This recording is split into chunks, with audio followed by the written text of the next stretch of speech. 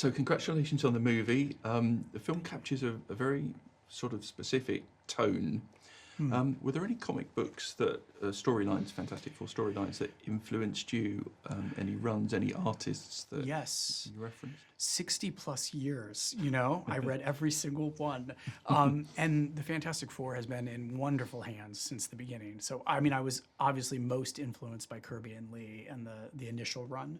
Our movie is set in the 60s, and so therefore owes itself to a great deal to the early work by Kirby and Lee.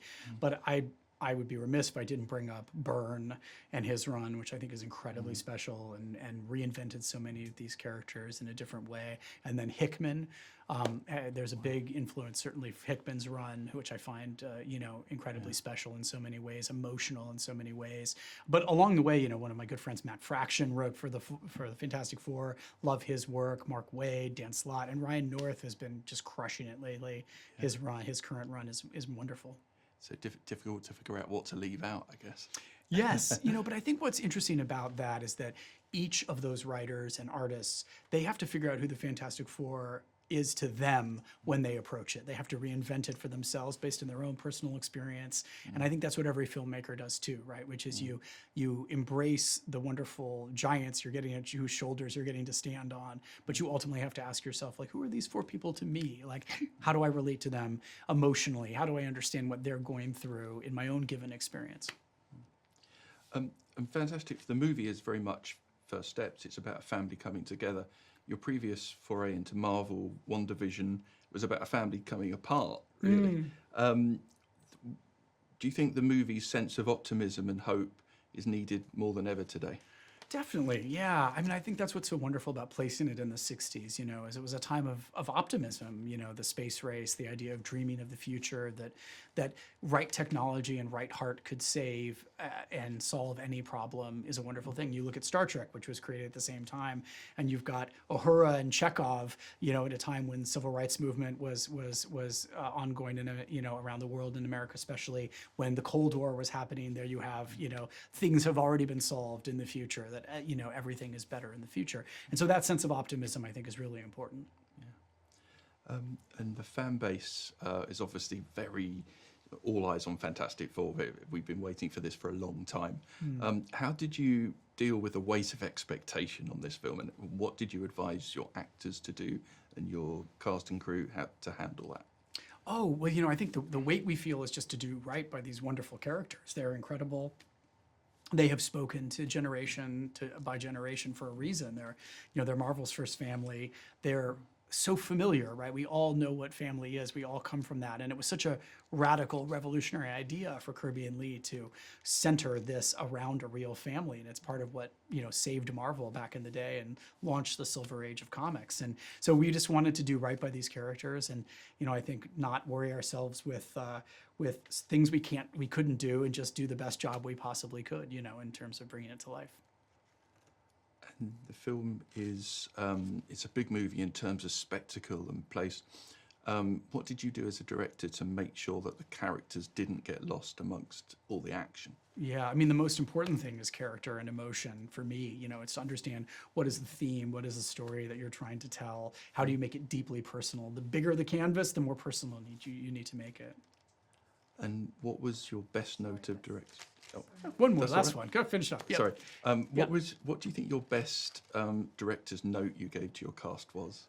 Oh my gosh, you'd have to probably ask them.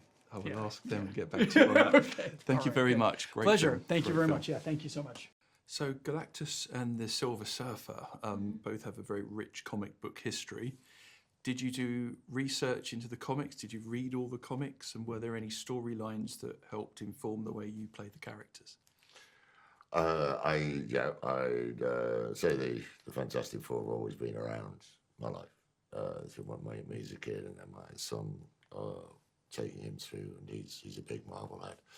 And then when I got the part, he put me into MCU boot school, or boot camp, for a month. And went through all the things to learn exactly who Galactus was and how he fits in with the whole world before I then tried to find my own way to bring him to life. But yeah, the source material is exactly where you go first, and you find out exactly what you're working with before you then try and bring your own spin and bring him to life. how you're going to vocally and physically bring him to life on the screen. But you got to really do the work and and read the comics and find out who he really is before you start. Was that the same?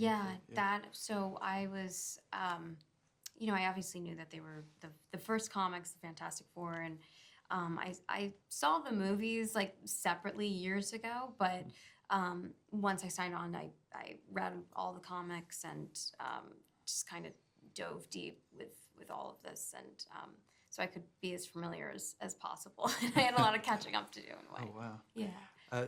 And obviously our villains in the movie, have they got any redeeming features at all? I think so. Yeah, I mean, it's like shouting at a hurricane. The hurricane's evil. No, I mean, Galactus is a force of nature. He's a cosmic force. He does what he does to survive. He's a devourer of worlds, and his survival is integral to the survival of the universe. So there's no kind of, he's not a bad guy, he's not evil, because he's not choosing to cause these people this discomfort. It's truth before he's 14 billion years old. A human lives to 80, and an ant lives to 8 months. So the difference between an ant and a human is not much, but the difference between that and Galactus is huge. So you can't be thinking in terms of good and evil when you're applying it to somebody like Galactus. It's very inconvenient if you're living on Earth and he's about to come and eat your planet, but that doesn't actually make him an evil guy. He just makes it inconvenient. That's an interesting take. Is that also true of the Surfer? Yeah, I think that things are not so black and white, and I think that she has an intention for everything, and I don't think she views that as evil. But I also think the thing that is appealing with the Silver Surfer is it's very ambiguous, the whole thing. You're not quite sure where you're standing in a way, which I love. Yeah. Well, it gives you more to play with as an actor. I guess. Yes. Well, always more interesting to play the gaps, isn't it? Yeah, because there's layers. It's not like, I think life flip-flops a little bit in a way. What was the best piece or most helpful piece of direction that Matt gave you on set?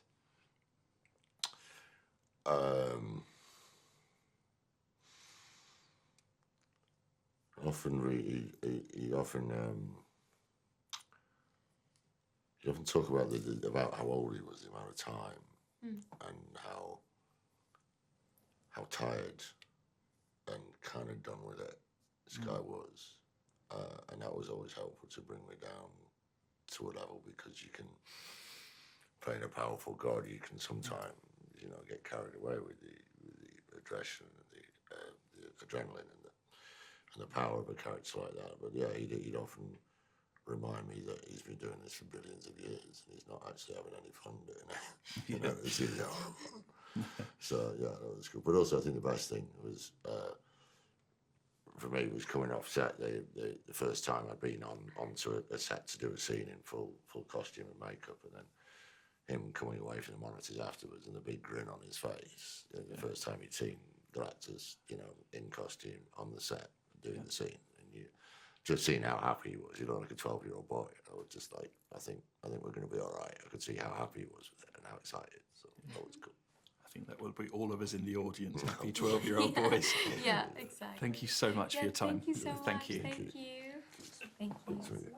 Thank you. If you're enjoying watching Forbidden Planet TV and you're enjoying watching us talk to the world's most interesting and accomplished filmmakers, authors, artists, musicians, creators, subscribe right here. See you soon.